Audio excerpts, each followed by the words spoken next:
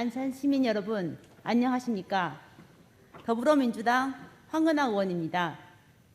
먼저 본 의원에게 시정 질문의 기회를 주신 송바운왕 의장님을 비롯한 선배 동료 의원님들께 감사드립니다. 또한 안산시 발전을 위해 고생하신 이민근 시장님과 각 부서에서 책임을 다하시는 공직자분들과 언론 관계자분들에게도 깊은 감사를 드립니다. 저는 상호문화도시 안산의 발전을 위해 두 가지의 질문하고자 이 자리에 섰습니다. 첫 번째, 제2동포청 신설에 따른 안산시 유치 계획과 검토 과정에 대해 질문드리겠습니다. 지난 2월 27일 국회는 정부조직법 개정안을 통과시켰습니다. 개정된 정부조직법에 따라 오는 6월까지 제2동포청을 정부기관으로 설립하셔야 합니다. 본 의원은 2022년 12월 15일 제279회 제2차 정례회 본회의에서 상호문화도시 안산의 발전을 위하여 제2동포청을 유치해야 한다는 5분 발언을 한 바 있습니다. 그 이후 문화복지위원회 상임위원회에서 안산시 제2동포청 유치에 대하여 긍정적인 답변을 받은 바 있습니다.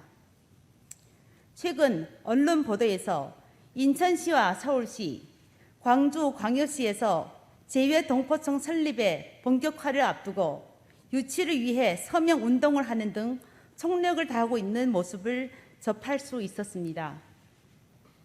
그러나 안산시의 행보는 보이지 않아 다급한 심정이었습니다.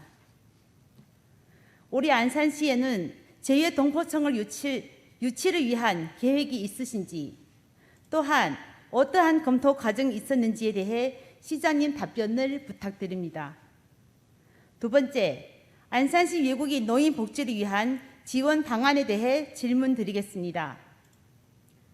안산시는 2018년부터 전국 최초로 외국인 아동 보육료를 지급하고 지난 코로나 힘든 시절 전국 최초로 외국인 주민에게 생활안전지원금을 지급하는 등 전국에서 가장 많은 외국인이 거주하는 도시 특성을 반영한 선도적인 복지 정책을 이뤄내고 있습니다. 2022년 9월 외국인 연령대별 인구 현황에 따르면 65세 이상 7,822명으로 전 연령대 중 노인 인구가 9%에 이르지만 외국인 노인을 위한 정책 지원은 미미합니다.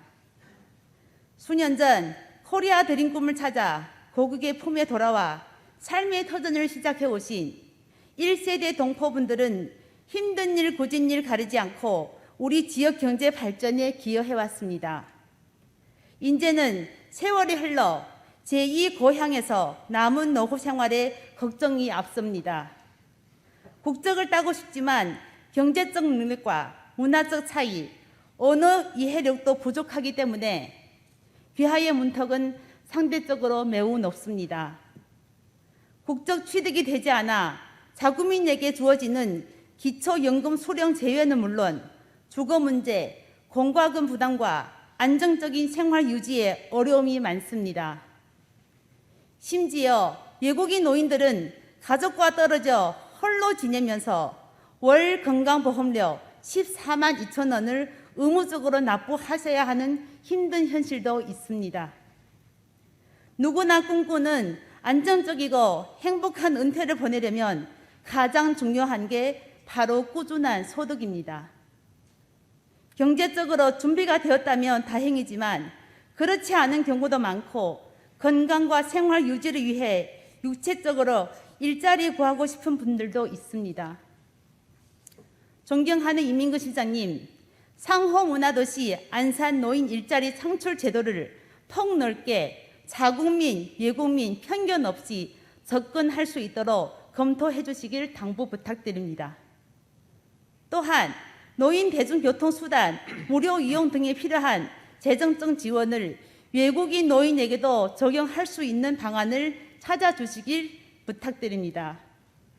마지막으로 노인의 사고인 빈곤, 질병, 고도, 무유에서 복지 사각지대에 있는 외국인 노인에게 관심을 가지고 복지제도 안전망 속에 들어올 수 있도록 세심한 관심과 지원을 요청드립니다. 이상으로 질문을 마치겠습니다. 경청해 주셔서 감사드립니다. 황은하 의원님께서 질문하신 재외동포청 신설에 따른 안산시 유치 계획 및 검토 과정에 대하여 답변드리겠습니다.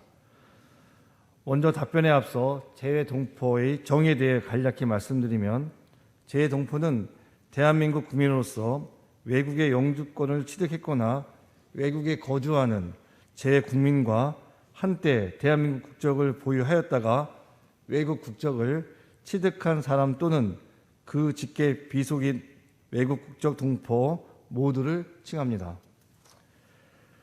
2021년 말 기준 우리나라 재외동포는 180개국 732만 명에 달하고 있으며, 이 중 국내에 있는 재외동포는 약 48만 명으로 전체의 7%이며 해외에 있는 재외동포는 684만 명으로 전체의 93%입니다.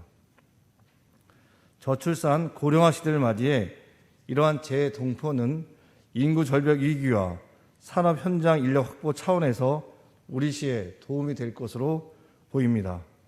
따라서 우리 시는 지난 2월 27일 의결된 재외동포청 신설을 위한 정부 조직법 개정안을 예의주시하고 관련 사항에 대해 내부 검토하였습니다.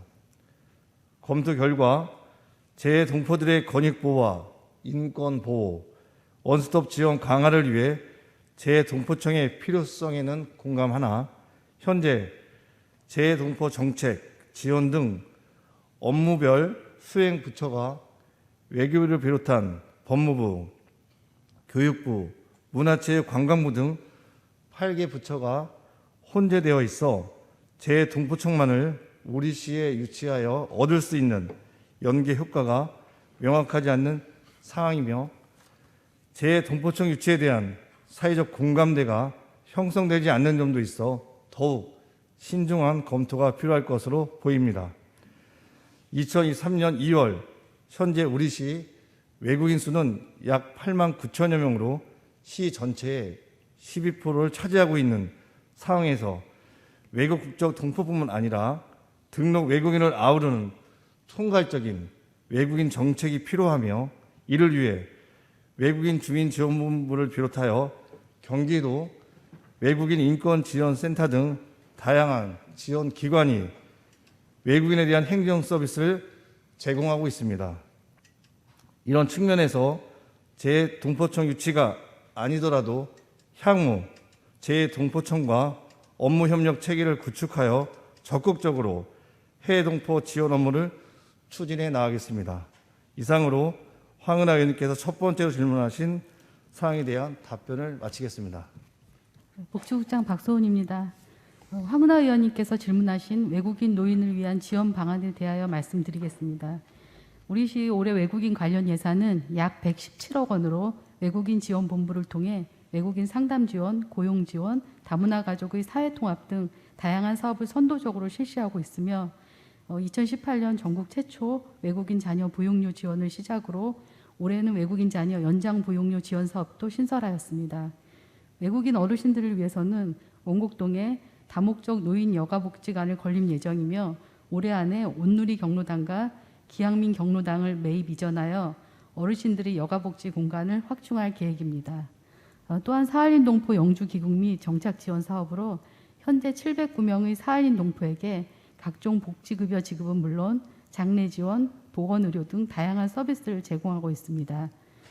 우리 시에는 2023년 2월 말 기준 107개국 약 8만 9천 명의 외국인이 거주하고 있으며, 그중 65세 이상 어르신은 약 7,800명입니다. 의원님께서 말씀하신 외국인 어르신들에게 기초연금을 지급할 경우 연간 약 280억 원의 예산이 소요되며, 내국인과 동일하게 다른 복지 혜택도 제공할 경우 더 많은 예산이 소요될 것으로 생각됩니다. 따라서 외국인 어르신들에 대한 지원은 시 재정 상황을 포함해 다각적인 검토와 국가 차원의 정책 마련이 필요한 부분으로 시에서는 지속적으로 중앙정부에 건의하여 개선될 수 있도록 노력하겠습니다. 이상으로 황은하 의원님께서 질문하신 사항에 대한 답변을 마치겠습니다. 감사합니다.